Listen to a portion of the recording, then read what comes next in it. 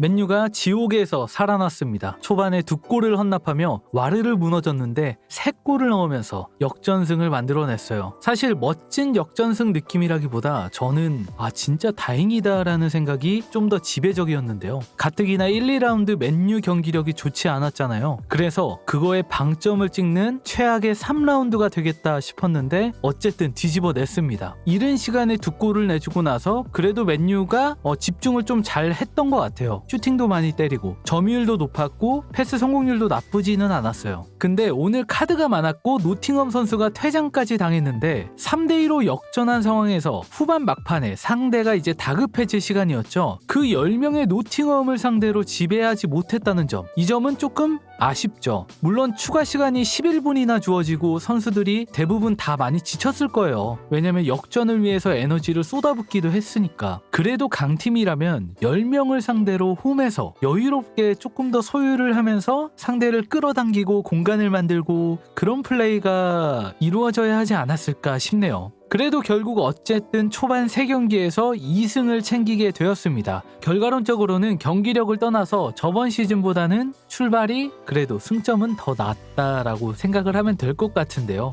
오늘 테나흐는 선발에 확실히 변화를 주었어요. 먼저 어쩔 수 없었던 부상 이슈, 루크쇼와 마운트가 부상 아웃되면서 왼쪽 풀백은 달로로, 중원은 에릭센으로 대체를 했고 공격진에서 변화를 줬습니다. 가르나초 좀 많이 아쉬웠죠. 가르나초를 아예 빼버리고 레시포드를 원래 자리인 왼쪽 포워드로, 그리고 중앙에 마샬을 배치를 했습니다. 마샬의 영향력이 대단했던 건 아니에요. 사실 잘했다기보다 못했다는 쪽이 훨씬 더 지배적이죠. 하지만 레시포드가 왼쪽으로 이동을 해서 오늘 모든 골에 직접 간접적으로 관여를 했다는 점은 이건 주목할 만한 부분이라고 봅니다. 윙포워드는 원래 턴오버도 많이 하고 도전적인 돌파도 많이 해봐야 되고 그런 포지션인데 90분 동안 결국에 만들어내냐 못 만들어내냐 이 차이잖아요. 레시포드는 결국 만들어냈어요. 물론 더 깊이 들어가면은 레시포드가 저번 시즌처럼 골을 막 박아주거나 이런 느낌은 아니에요. 그런 부분에서는 조금 더 살아나야 되지만 그래도 오늘 영향력이 좋았다고 봅니다.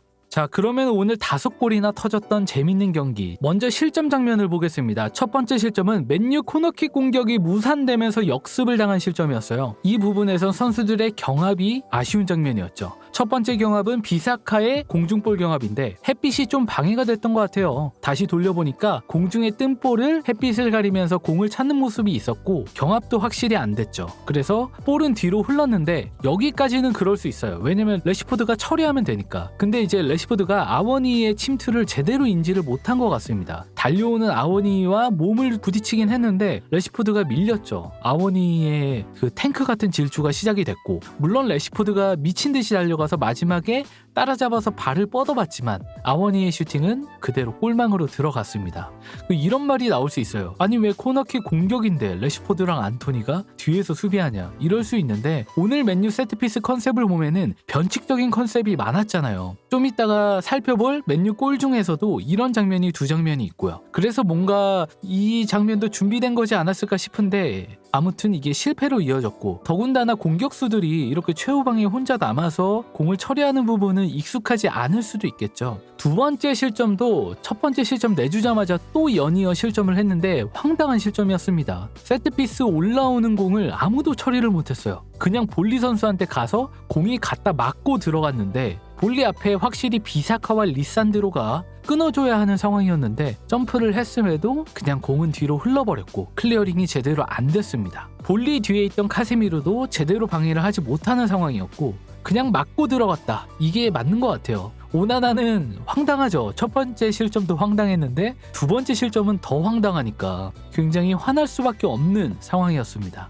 그리고 이렇게 2번의 실점을 하고 난 후 전반에 한 골을 많이 합니다. 에릭센의 골인데 레시포드의 도움을 얘기 안 할 수가 없어요. 먼저 루즈볼에서부터 봐야 됩니다. 마샬이 루즈볼을 잡는데 여기서 오늘 경기 마샬의 유일한 좋은 모습이 나타납니다. 레시포드에게 공을 주고 나서 가만히 서 있지 않았어요. 수비를 달고 밖으로 나와주죠. 그래서 레시포드가 좋아하는 상황, 도전적인 드리블, 1대1 드리블을 할 수 있는 그 공간이 생성이 되었고, 당연히 주저하지 않고 순간적인 돌파로 수비를 따돌린 다음에 땅볼 크로스까지 에릭센에게 정확히 배달을 했습니다. 레시포드에게 득점을 바라는 것도 있지만 그게 안 된다면은 이런 하프 스페이스 공략도 바라는 점이죠. 그리고 후반전 맨유의 세트피스 득점이 나오는데 아까 말했던 변칙적인 세트피스였어요. 브루노가 박스로 올리지 않고 박스 밖에 있던 레시포드에게 주는 거죠. 저는 사실 이 레시포드가 공을 잡았을 때 이게 뭐야 라는 생각이 들었어요. 근데 그 순간 레시포드가 갑자기 브루노 빙의를 해서 침투 패스를 올립니다. 그리고 그 공은 브루노에게 정확히 연결이 됐죠. 둘의 역할이 정확히 바뀌었어요. 원래는 레시포드가 좋은 오프 더 볼, 브루노가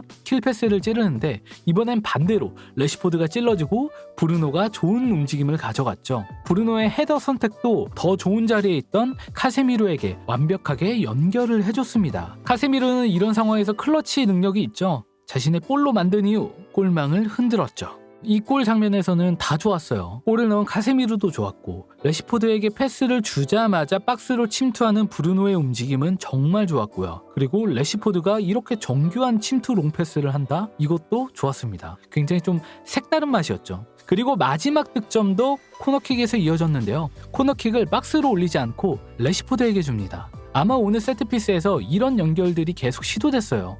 브루노가 달로에게 패스를 갑자기 찔러준다거나, 어쨌든 레시포드가 공을 잡고 다시 한번 1대1을 시도하죠. 그리고 여기서는 박스 안으로 직접 돌파를 하면서 PK를 얻어냈습니다. 그리고 맨유의 미들맨 브루노가 결승골로 맨유에게 승리를 선물했죠. 결국 공격 장면을 보면은 레시포드랑 브루노다. 레시포드와 브루노가 살아야지만 맨유 공격이 풀린다라는 게 한 번 더 각인이 된 경기인 것 같아요. 그래서 당분간은 맨유의 경기력이 올라오지 않는 이상 이 두 선수가 포지션으로 희생을 당하기보다 이 두 선수는 제일 잘하는 곳에 받고 다른 선수들이 희생을 해줘야 되지 않나, 이런 생각이 듭니다. 오늘 주요 선수들 스탯을 한번 보겠습니다. 3명을 볼 텐데요. 먼저 비사카를 보겠습니다. 저는 오늘 경기에서 정말 준수했던 선수가 비사카라고 생각이 드는데, 오른쪽에 이제 파란색으로 되어 있는 수비 스탯을 보면은 그라운드 경합도 5번 승리, 블락, 걷어내기, 가로채기, 태클도 3번이나 성공했고요. 리커버리도 8번이나 있었고요. 후반전에 실제로 맨유가 역습을 당하는 상황에서 가로채기로 결정적인 장면을 저지해준 적도 있고요. 그리고 오늘 공격 장면에서도 크로스가 막 결정적인 장면까지 연결되거나 이런 건 없었지만 박스 안으로 들어가는 과정도 되게 좋은 장면들이 많았습니다. 이대로라면은 확실히 달로를 넘어서 주전으로 굳어지지 않을까 싶네요. 두 번째는 브루노 선수, 한 골 한 도움, 2골에 직접 관여를 했고 빅찬스 메이킹 2회가 있습니다. 파이널 서드 패스 성공 횟수도 굉장히 높았고요. 히트맵을 보면은 전반전부터 오른쪽에 집중되어서 뛰었죠. 안토니, 브루노, 비사카 이렇게 계속 유기적으로 움직이면서 3명이 공격을 만들어 나가려고 해서 오른쪽에 치우쳐져 있지만 경기장 전체를 모두 다 뛰었다고 봐도 무방한 히트맵입니다. 그 리커버리도 6회나 있고요. 맨유의 엔진답게 다양한 부분에서 활약을 했습니다. 세 번째는 레시포드 선수, 1개의 도움, 그리고 1개의 기점, 그리고 드리블로 1개의 PK 유도까지 3골에 직접 간접적으로 관여를 했죠. 완전히 자신이 원래 뛰던 곳에서 뛰었고요. 다만 레시포드가 직접 득점을 해주는 거를 원하는 팬분들이 많잖아요. 이런 부분에서는 슈팅 횟수, 그리고 더 나아가서 슈팅의 품질이 조금 더 살아나야 될 것 같습니다. 맨유의 스코어 중에서 레시포드가 담당하는 부분이 굉장히 크다 보니까 레시포드의 이런 부분이 조금 더 살아나는 거에 대해서는 욕심을 좀 가져야 할 필요가 있을 것 같습니다. 오늘 경기 MOM은 프리미어리그, 맨유, 맨체스터 이브닝은 브루노였고요. 스카이 스포츠와 BBC는 아워니를 뽑았습니다. 그만큼 굉장히 무서운 존재였죠. 맨유의 다음 경기는 조금 두려울 수도 있습니다. 바로 아스날 원정 경기입니다. 토트넘전부터 맨유의 실점 장면을 보면은 아쉬운 실수들이 계속해서 나옵니다. 뭔가 상대의 완벽한 공격 찬스에 골을 내준 게 아니고 맨유가 자발적으로 실수를 하는 장면들이 좀 있는데, 이런 부분을 아스날전에서는 나와서는 안 되겠죠. 더 집중하고 더 빠른 판단, 정확한 판단을 해야 될 것 같습니다. 어쨌든 오늘 역전승으로 분위기를 조금은 올렸다고 해야 될까요? 선수단이 승리를 할 수 있다는 자신감을 가졌으면 좋겠고, 아스날 원정 경기 준비를 잘했으면 좋겠습니다. 오늘은 여기까지.